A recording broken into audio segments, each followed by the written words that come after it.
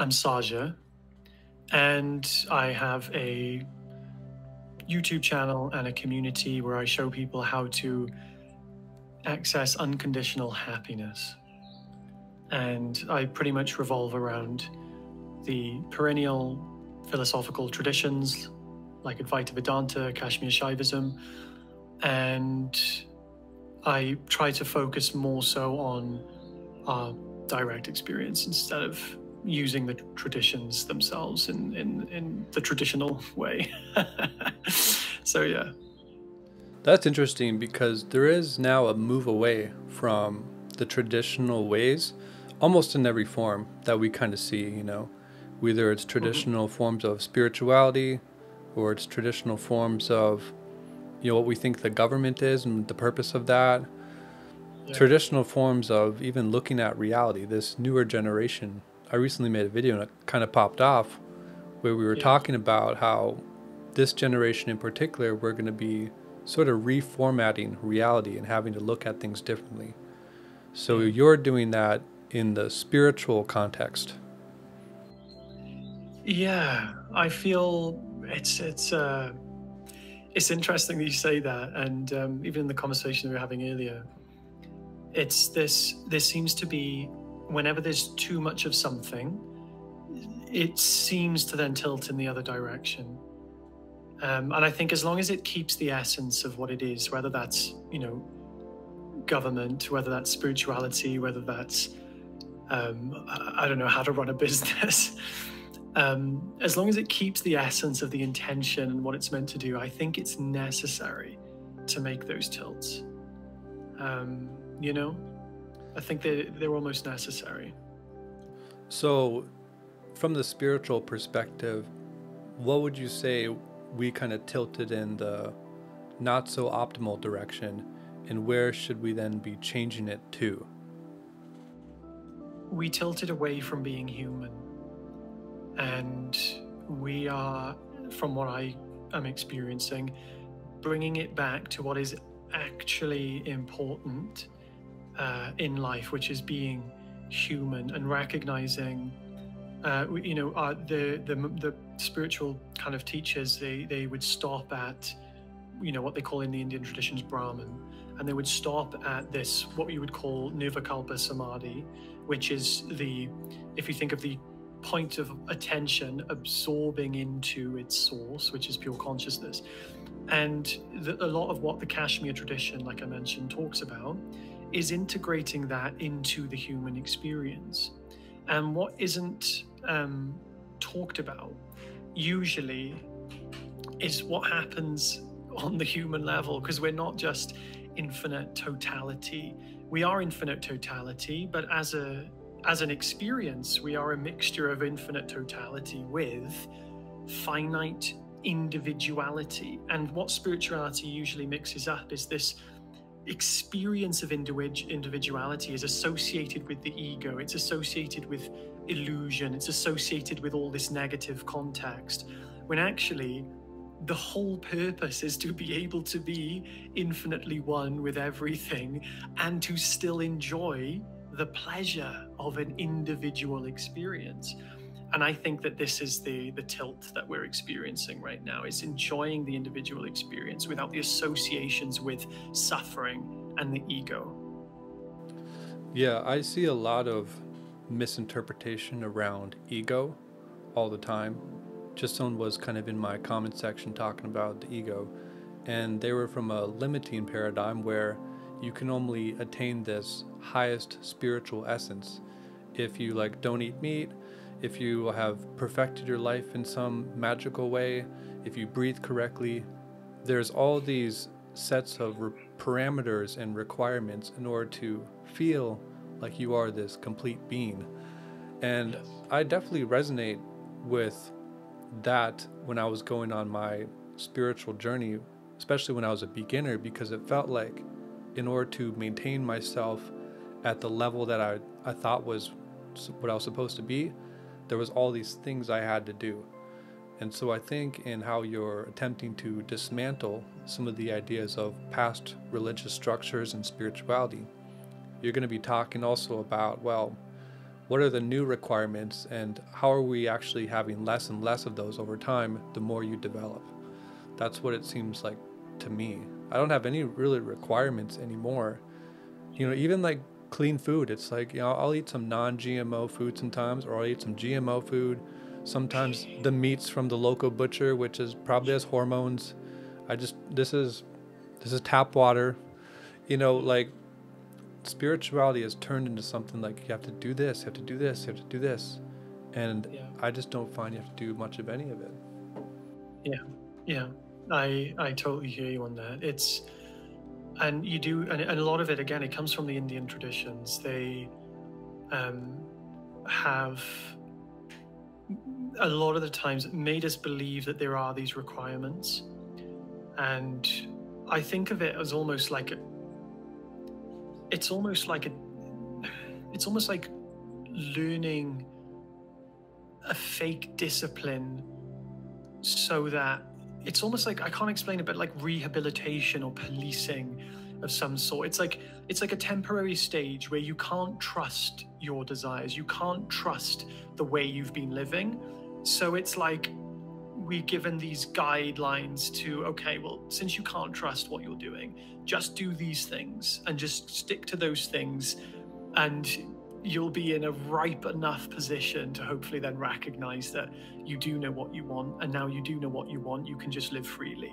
It's kind of like the 10 Commandments, where, like, it's as if we need to be told not to kill, not to steal, not to do these things, because because we'd end up doing them, right? Well, that's typically why the Bible would write them, right? So we're given these spiritual 10,000 commandments in order to, I suppose, keep us on track until we really tap into what you could say is the nature of desire, the nature of intention, the what they call in the Indian traditions Kriya.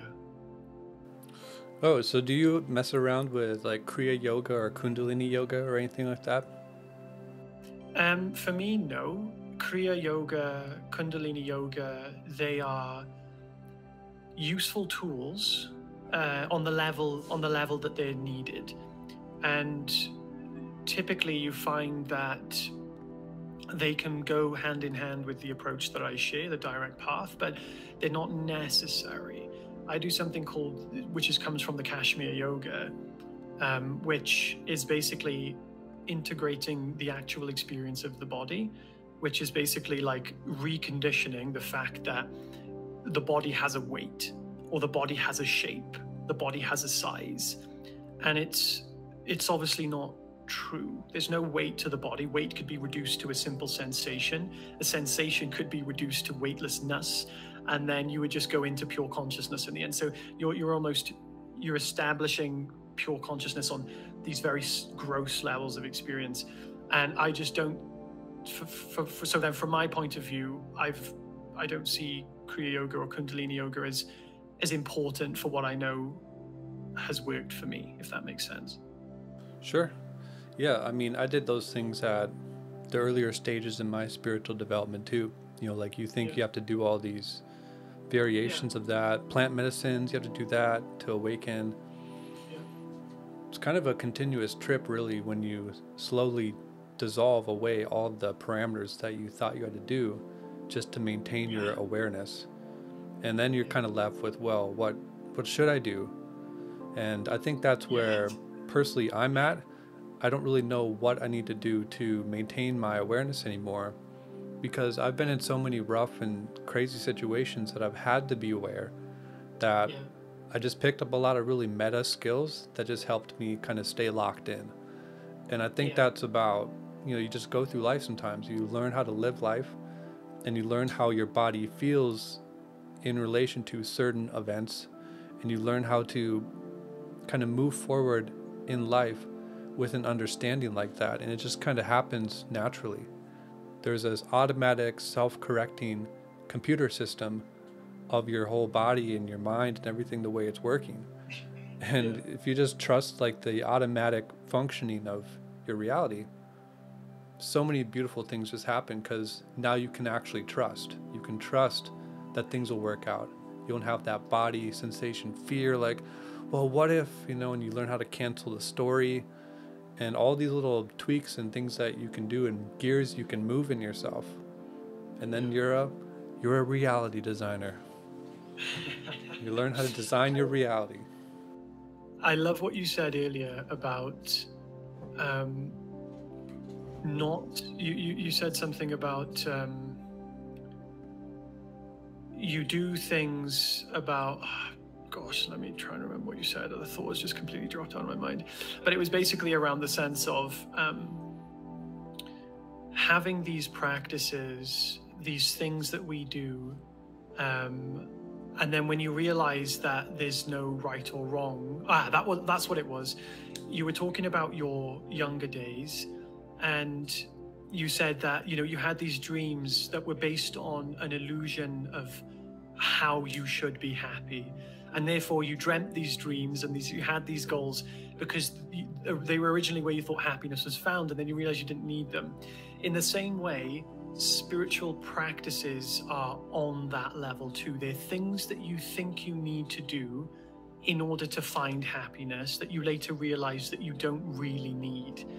And the intention goes from wanting to change our experience to make us happy to what we could say is converting to seeking the truth of our experience for the sake of the truth. And practices, if you want to still call them that, they're very different on that level. If you still practice at all, which you practice by definition, that wouldn't be a practice. It's not a practice looking at art, is it? You know what I mean? You don't practice looking at art, you observe art. Why? Who knows? You listen to music, you don't practice listening to music.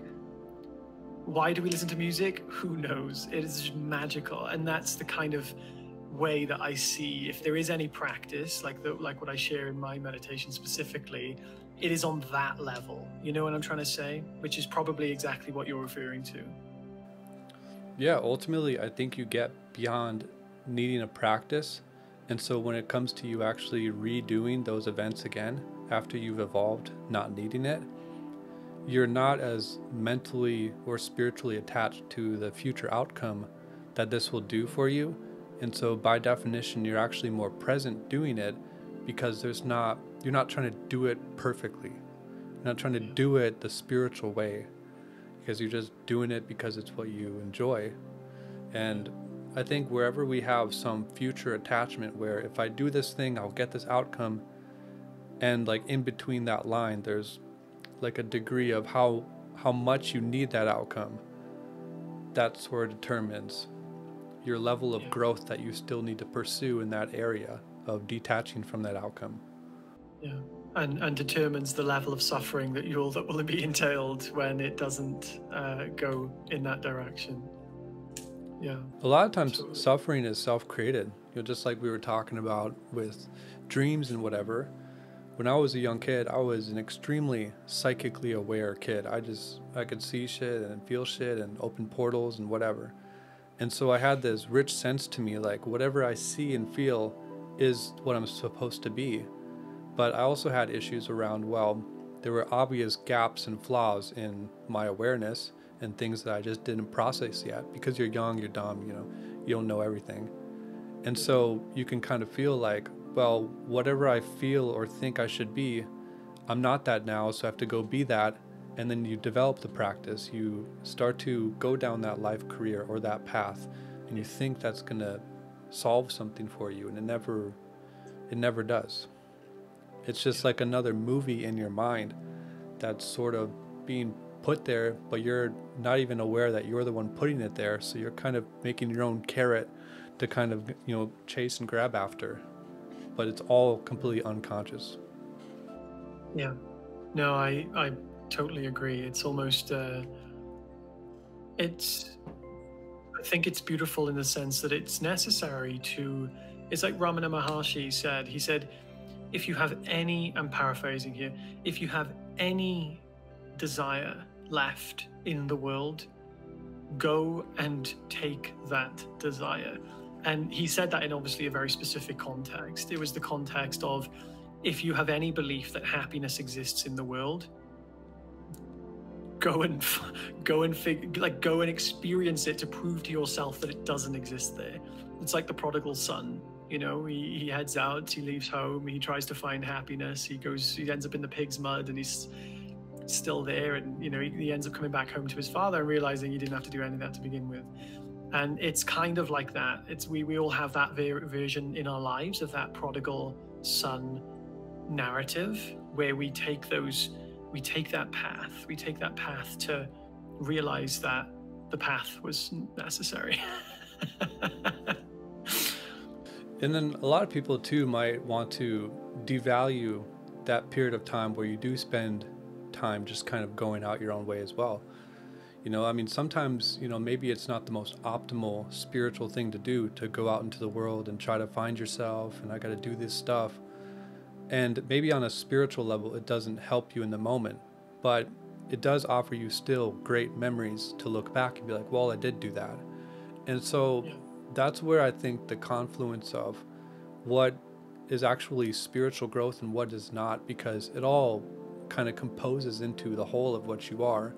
Like, I certainly wouldn't be me if I didn't, you know, decide to be homeless when I was 18, 19, 20 and start a business, and then be homeless again and go down to Arizona and Sedona and be a hippie. I never would have cultivated so many different levels of experience, but then I did. And now I'm back in my old hometown here because, you know, obviously added a new family member to my family now. And so now that I'm home again, where I used to grow up, I see a lot of people around here who never took that chance. They just worked a job when they're 18, they're still at the same job, and they didn't grow. And so in many ways, you do have to kind of push yourself out on the edge and figure your life out and have experiences, fuck up, fail. And I think the biggest thing that helped me the most was actually to not make my life an ongoing spiritual experience, but to just keep on living life, and then those spiritual experiences happen automatically. Yeah. I mean, I couldn't agree more. Back to the quote from Ramana Maharshi, I think that's exactly what he's saying, is it's necessary to realize it's unnecessary and do whatever it takes to realize it's unnecessary, because it is a beautiful journey. Right? It took me across the planet. It took me hitchhiking through Japan. It was an incredible journey. And I do believe, though, that there is a level of, like, there might be some people who absolutely has the worst idea of life ever. They would never want to do that. Mm-hmm. They'd never want to be homeless. You know what I mean? Like, that to them, it's like they would never want to go and, you know, and to even just go to India. It's a scary place for some people. So it's almost like there is a necessity for us to live our story out, so that other people don't have to go through that as well. And I've noticed that quality of, like, it's ideally we go through things to both experience it for our enjoyment, but there's a quality of storytelling that exists throughout all human experience, and it is pretty much every story is a lesson, and hopefully it's a lesson that somebody else either can be inspired by or that they can learn from, so that they do not have to be inspired to go and do that thing, because it might be something they really don't want to do. Do you see what I mean? So it's almost like we get to teach people through our experience, and people get to teach us through their experience without us having to go and do that thing, because there's not enough time on earth to go and do all those things. You see what I mean? Oh yeah, I mean, that's the whole purpose of podcasts, essentially. When podcasts kind of first became a thing, like in 2013, I remember going on the App Store and going to podcasts and listening to like Tim Ferriss, Dave Asprey, you know, Ben Greenfield, all these different people who were living the life, doing their stuff, health, biohacking, spirituality. And I think that it was because I digested years and years of compounded experience from those people and could just press play and boom, I got it, that it made going through those tough times very easy, because I got to recognize that their stories also kind of had an element of like, well, I was crazy too, and then I figured it out. And maybe they're not directly telling you that, but you're seeing that another person made it to the other side that you're listening to, that you're aspiring to be. And so it's also healthy in some ways to have a muse or sets of people that you can use to inspire you, at least from a digital sense. So that's like the really cool thing about the internet is like you can just tap on and type in anyone's name and listen to them, and pretty soon AI will just be like, hey, write me a story, or hey, I just want Terrence McKenna to teach me math. And you know, it's just like it's gonna get crazier and crazier, and I think that a lot of people are scared of this future, but to me I think it's gonna be really wonderful. Yeah. No, I love that. It's so true. It's actually pretty incredible. Yeah, I don't think people realize we've only had the internet for about 10 years, 20 years maybe. Um, I say 10 years more so in the sense of social media, right? Where we have the media to channel everything clearly. And it's like we've never had so much access to essentially knowledge. We've never had so much access to stories and knowledge. And you can gain so much more in a podcast or a YouTube video than you can in a book. And I say that provisionally. You can obviously experience a lot more in a book than a YouTube video, but in the sense of how easily you absorb the information, right? You're probably going to absorb more from a YouTube video with someone with their own character sharing it in their voice and their expression and giving you these codes of memory which are linked to visualization. That's going to be more digesting in most cases than just reading a book. And not only that, but a book is going to take you a while to read. So you might not even finish the book. You might not ever get to the point where the point was made. So we've got so much access to information. We now need a way to distill it. Now that we're moving into a stage where we need to really essentially synthesize. We need to synthesize and distill this oversaturated world of information. Yeah, that's exactly right, because there's no shortage of actual information or even a shortage of quality information. Now we just got to pick apart and I think in a way re-optimize our own personal algorithms to always send us relevant stuff. There's people that always say like, oh, the algorithm is so bad, YouTube, Instagram, they're always sending you stuff that you don't want to see. The majority of all my feeds, especially on Twitter, are stuff that I always want to see because I've learned to train the algorithm, because I only click or view things long enough so the algorithm sends me more things like I click on. And maybe that's like a real pill for a lot of people, in that like, oh, the algorithm is like, well, maybe you're not as conscious as you think you are, or you're just sitting on the phone scrolling through random stuff and you keep getting random stuff. So in this time of the algorithms and the AIs and everything, I think we have to continue to learn how to personalize it around us, and in that way decide to actually like, what do we want to include into our life. It's like you talk about like understanding or knowing the body, what experience comes first. We have to know like where our baseline desires come from, what things that we want to create from, and once that holistic center is built, then the external has a way to kind of cave in and fill all those holes the right way. But not if your internal experience is not, at a certain standard where you have that in order. That's a really interesting point when you think about the algorithms of our social media, because they are in some form a reflection of our internal state. They're a reflection of our desires, like you're saying. And in an interesting way, and I can't remember who it was that was sharing it was some type of live talking event. And he was saying that we need to have freedom over the algorithm, to choose the algorithm, because a lot of the algorithm, I don't know if I can't remember who shared this either. Gosh, I'm not very good at remembering names clearly, but there was a video that I watched and the YouTube comments were different to the woman than they were to her husband. So the comments that would show, there's like thousands of comments, but the comments that would show the first ones, they were for the woman, tailored towards what the woman would want to hear, and the men's comments were tailored to what the men would typically want to hear. So it's interesting that it's on Instagram in particular doing that with comments. So you can imagine that Instagram is a particularly rough platform to navigate. There's a lot of control over that algorithm, and I think that's important to recognize. I think this is what people will slowly start to recognize as well, is the freedom they have on what is being shown. And I agree, when I go on YouTube, I'm always shown things that I want. I'm very specific with what I watch on YouTube. Um, and it's an amazing form of research. You know, so I think that it's interesting to look at it like that in terms of like how we use the algorithm. I think it's a very important thing that people are just like we would garden our thoughts and our mind. We can use the algorithm of what we're experiencing online as a way of mirroring what is happening internally. And I think that's the point you're making. I really like that. Yeah, it's all about tailoring your inner experience, and it will definitely reflect on the outer experience as well, especially from a digital point Yeah. of view. We have like such a really cool opportunity these days where we can essentially like clone ourselves and replicate ourselves online, and then other people can find that and then connect with us in real life. And that's happened to me, quite a lot actually. I mean, a lot of people are always joining the group or sending me emails or DMs, and where'd they find me? Well, on the YouTube channel.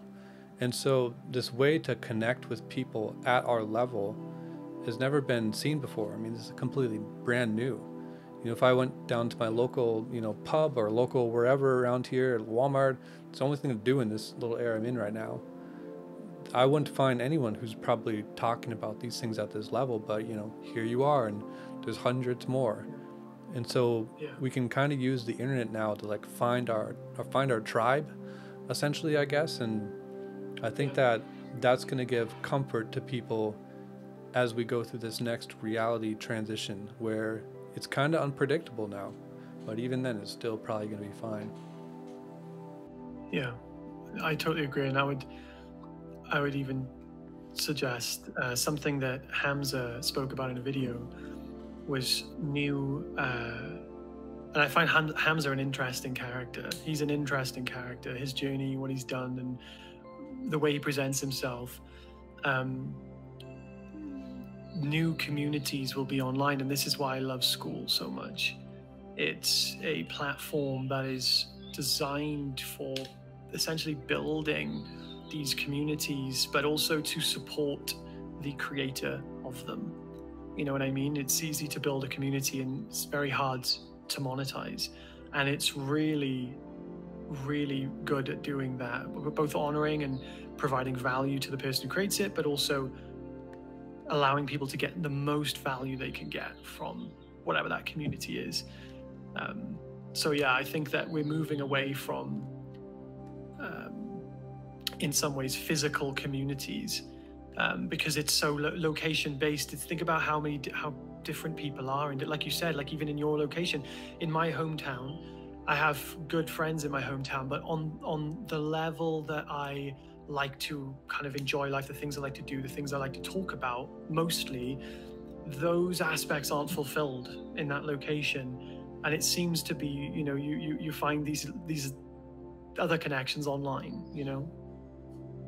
Yeah, we're kind of trying to find the right people to fill different slots of our own personal requirements that aren't necessarily needs that we have to have, but they're nice to haves because we're becoming enlightened.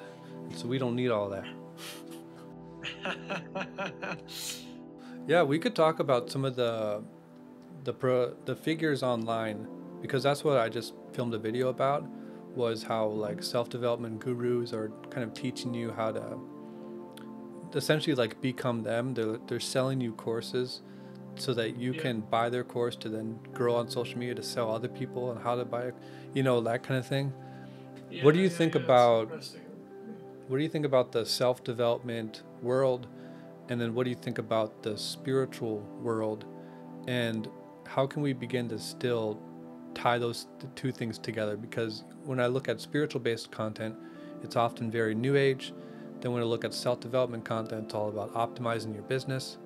But I'm seeing an opportunity where we can kind of merge those things together. I just don't know what that looks like yet. When you say to merge the self-help and the spiritual world, is that what you mean? Or merge the self-help and spiritual world with the business world? Kind of just like a mix of all of it, Yeah. because spiritual people tend to focus just on like unity, love, light, psychic stuff.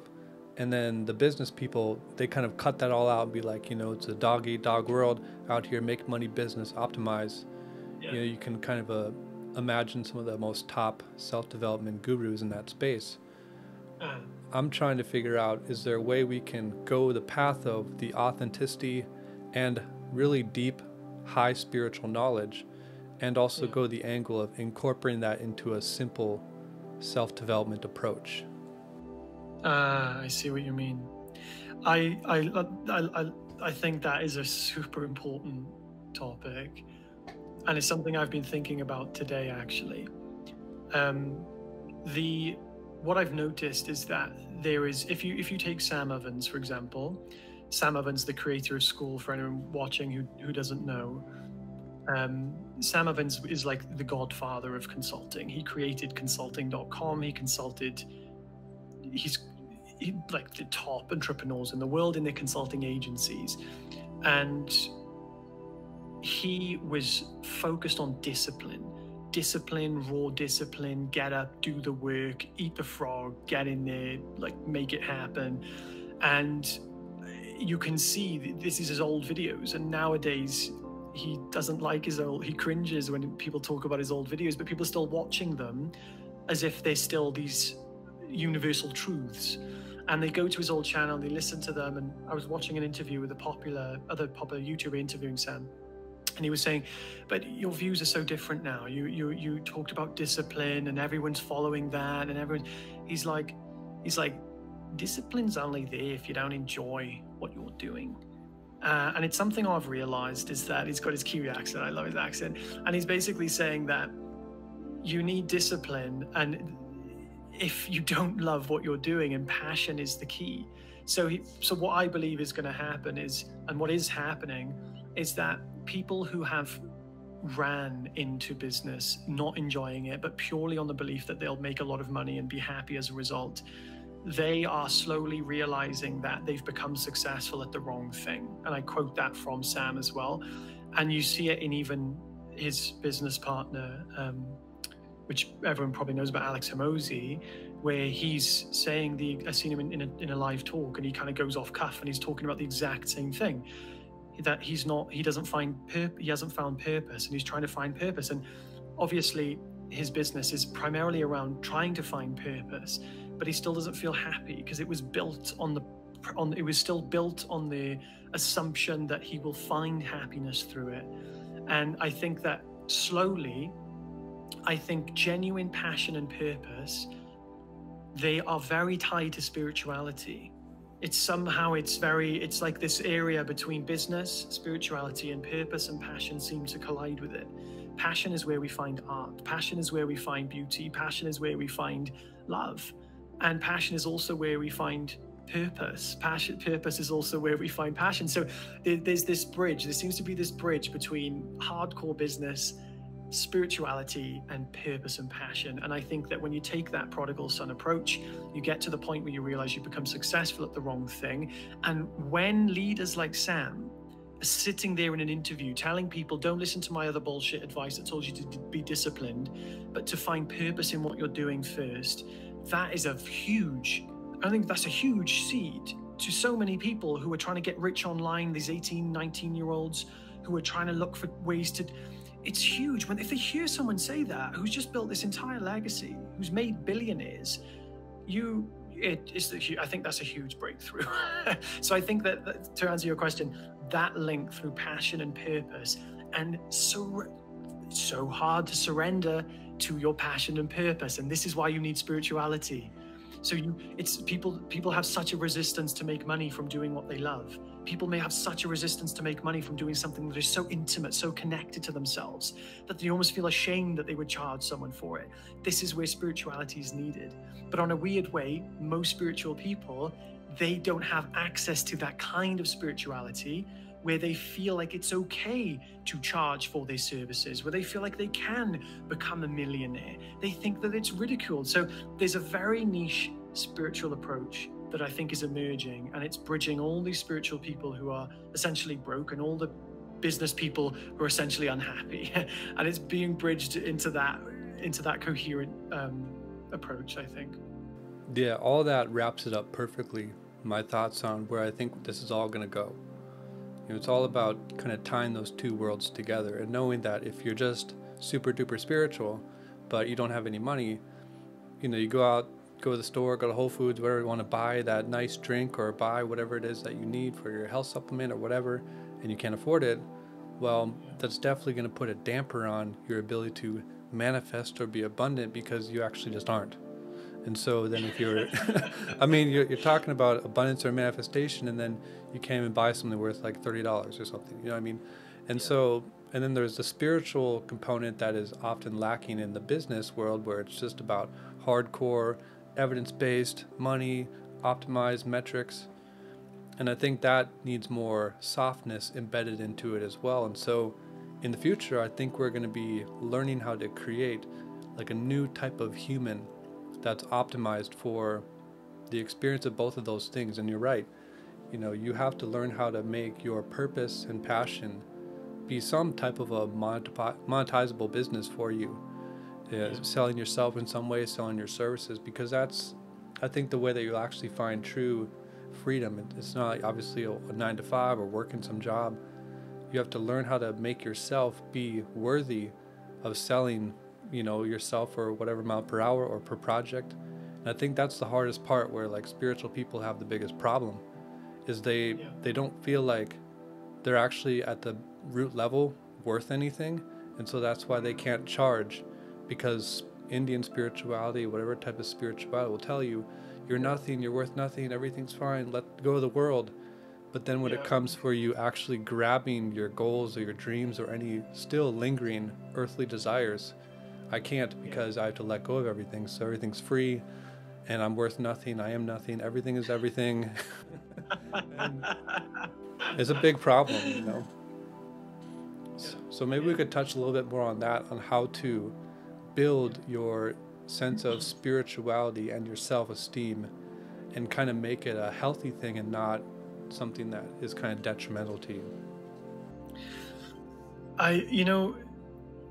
Just based on what you said, I think that is essential in our modern world, is to do that. And I would say it's equally essential to build a business or become an entrepreneur as it is to grow in a romantic relationship. We wouldn't think twice about not having a romantic partner, right?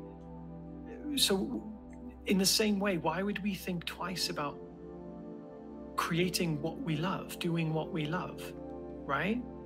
It's the path that you have to take in order to execute that is one of the greatest paths that we can take for spiritual growth, aside from having a romantic relationship and then inevitably having kids as a consequence of that.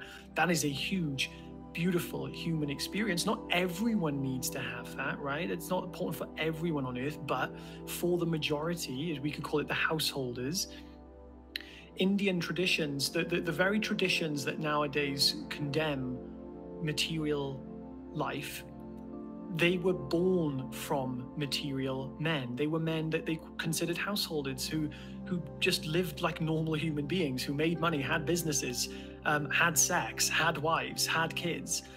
And it was only when, the tradition was almost bastardized by pretty much the British, that they took it to the mountains and become monks and turned it into this kind of spiritual rehab in order to store that knowledge. And to be fair, that was necessary, because otherwise we wouldn't have these beautiful traditions today. But what I think is happening is really that process of coming back to, like you said, the tides, they keep turning, and we're coming back to that place of I believe fully business is a vehicle for spiritual growth, and it's a vehicle for a beautiful human life, if that is your desire. And I think that it's important to distinguish. I remember you said just then about these worldly desires. There's such a stigma around worldly desires that make us believe that these worldly desires are wrong, because this is what you hear from the Indian traditions. These worldly desires, they're condemned. It's as if these worldly desires are wrong and they don't come from love and intelligence, and you should be in the cave or in the ashram. It's only worldly desires in the attempt to find happiness that they are referring to. Worldly desires that come from fulfillment are the very thing that is needed on earth. They're the very thing that is needed. These fulfilled desires, this passion that says, I do not need you in order to fulfill myself. So I can fulfill your needs with absolute fulfillment. That's what we're saying when we come from fulfillment. If we look for purpose in order to find happiness, this is the problem. If we look for purpose in order to find happiness, we depend on the needs and lack and suffering of others in order to fulfill ourselves. And this is why it can be important, and why I'd always suggest is super important, to recognize the nature of your being, recognize where happiness comes from, so that you know that your passion is coming from fulfillment. So it's not coming from where you identified in the past, Raymond, which was to these passions and desires that we're trying to find happiness, because obviously you found different passions and desires later in life that are completely different to what you had back then, and you know that they're true because now you know there's no happiness to be gained from them. They're going to make us happy, they're going to make us joy, but it's not going to be the source of our joy, which is the important thing to distinguish. Yeah, I mean, that's exactly right, man. You're on fire with it all. You got to learn how to still do the things that you love, but you don't have to have the attachment to how it has to then return back to you something that you're missing. Like for me, I'm obviously a coder, I'm a programmer, I do design, websites, anything on the computer, really, I do it all. And it was only when I started to really sink into that and learn it for the sake of learning it, become curious, and later fall in love with it, and now I do it 10 hours a day. I'm now exceptionally happy doing it, and if I didn't do it, I'd probably be unhappy, but you have to also find what you want to actually do for the rest of your life, I think. And to me, that's actually everything I'm doing right now. And so I think that it's all about kind of rediscovering what are your actual true desires and what are maybe like the false or the fake ones. And when you kind of remove all the false or the fake ones and just do the actual ones that are real, I think that's when you really start that real progress forward. I had a lot of fake desires, but then when life kind of hit me in the face and I had problems and just had to go through different stuff, I had to learn how to cultivate my own awareness, like in a more real sense, not like in a fairy tale sense when you're just a young kid. And then I had to go through the path of learning what I actually like and what works for me. And so now that I'm extremely happy doing what I'm doing. And you're right, I don't have to have discipline. Every day I wake up and I just do what I need to do. And I love every moment. And so what more would I need? I have the happiness because I do the thing, but it's just the relationship between it is just different than if it was anything else. Yeah, I totally agree. And I think that a lot of people do get caught up as well in one specific purpose. It's almost like I see purpose as the purpose of purpose is to remove itself. The purpose of a screwdriver is to not need the screwdriver, right? If that's the purpose is for it to be fulfilled, the purpose is for it to be complete. And any given moment, our purpose is complete. We go to sleep at night, we've completed our purpose for the day. Now our purpose is to fall asleep. And I think that there is obviously a purpose that seems to consist more in our lives than others. But if Joe Rogan right now was to stop doing podcasts, if Joe Rogan was to continue the rest of his life till he's 90 years old, 100 years old, probably 100, knowing Joe Rogan, and be still doing podcasts, you'd probably say, yeah, his podcast was the purpose of his life, to share that wisdom, to share that knowledge, to be the beacon of that wisdom and knowledge with the world. You could also say that if he just changed his mind in the next 5 years and started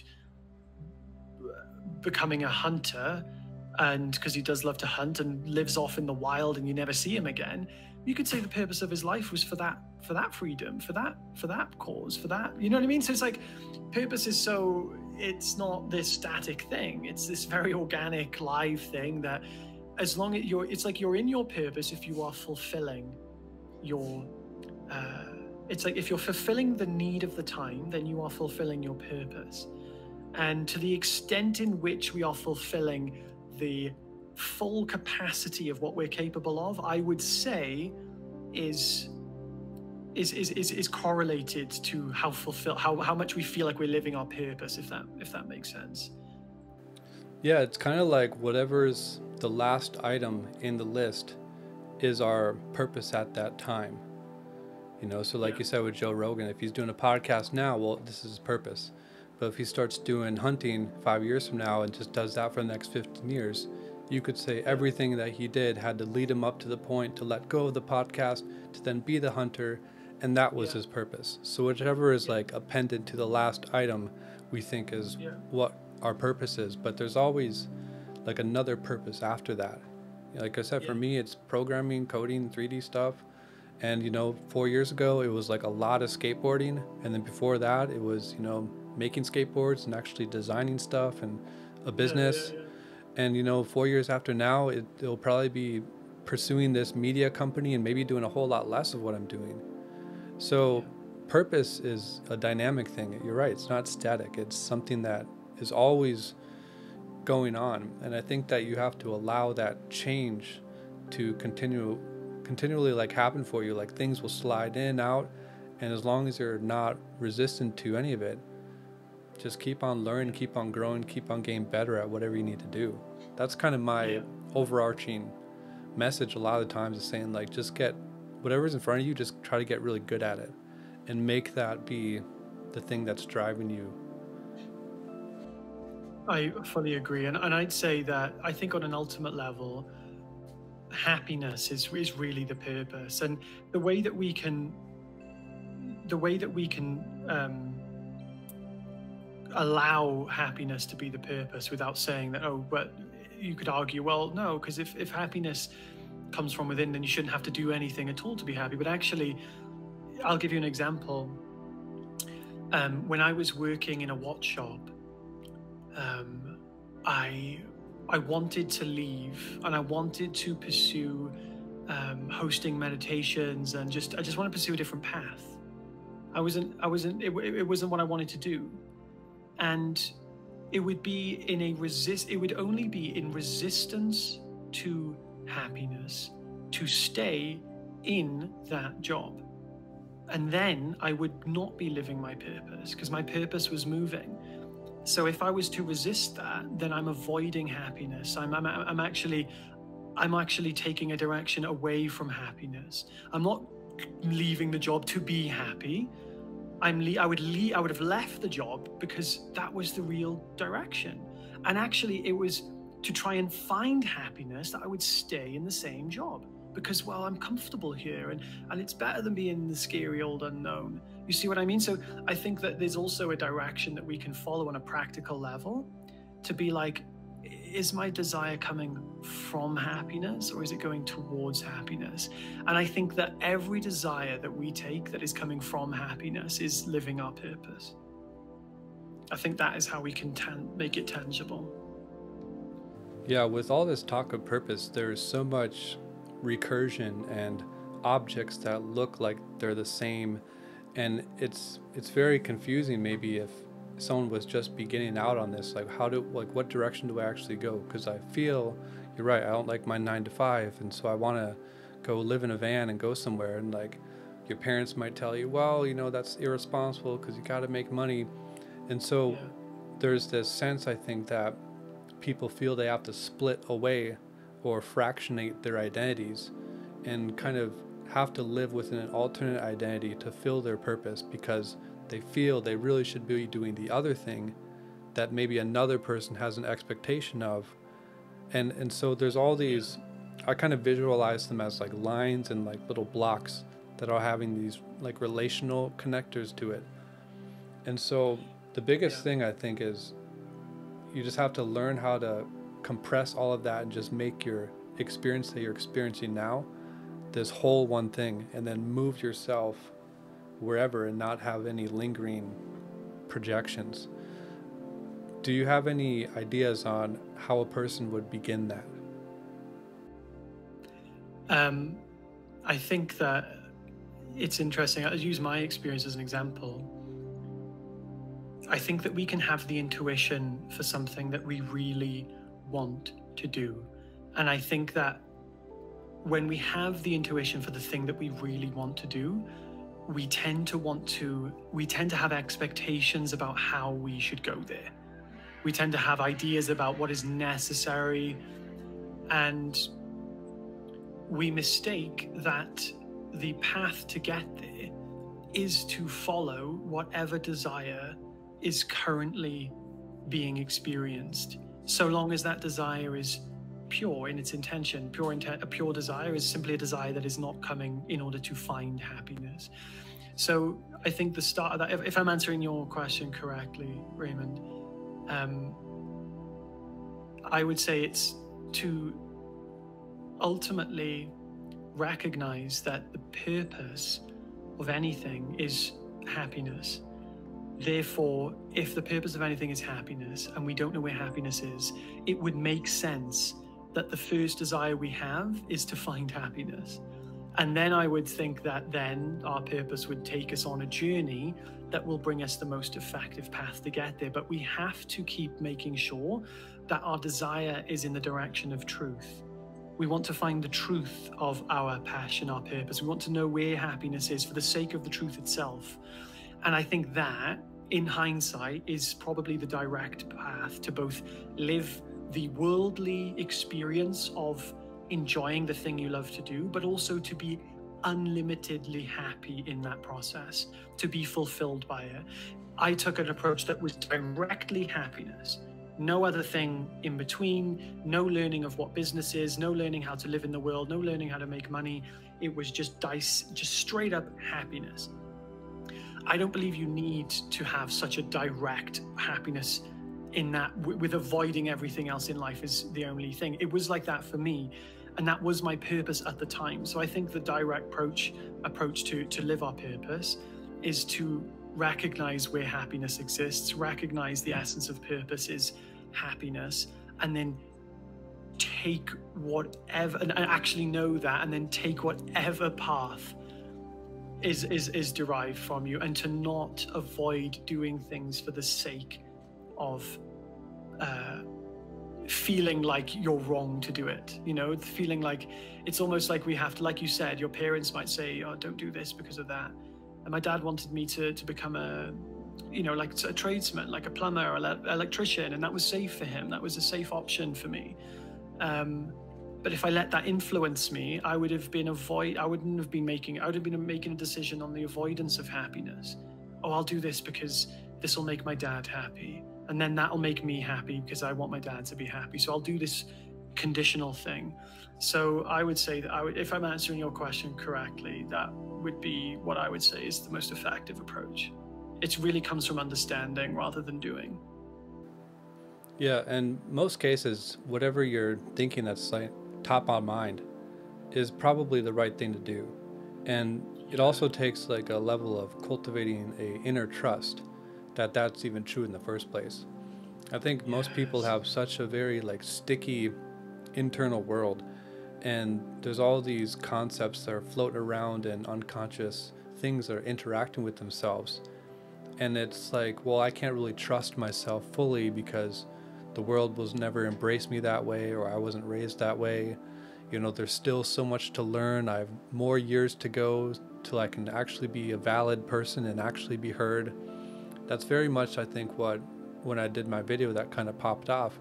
It was talking about how younger people feel like they're undervalued and they're not listened to because, you haven't been in the trenches like me, and I've been working as long as you've been alive.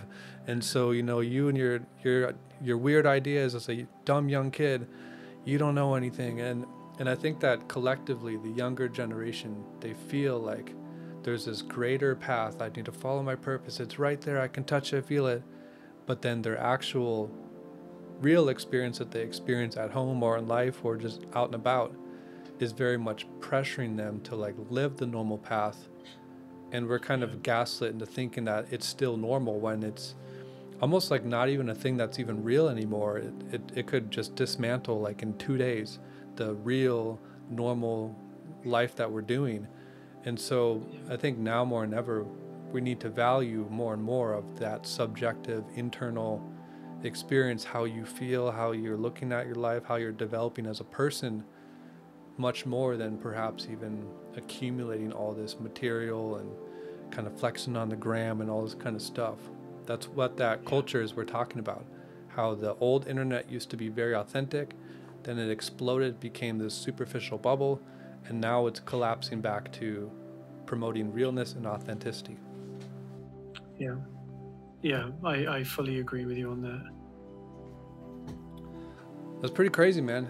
I mean, I'm happy that we're at the epicenter of the conversation and we're steering Yeah. people in the right direction. If I would have had my current version of myself or now as a mentor when I was 15, I think it would have changed my life, man. But that's what I that's what I hope that we can do for other people, is at least give them some of the life path that we went down so that they know, all right, maybe I should do something different.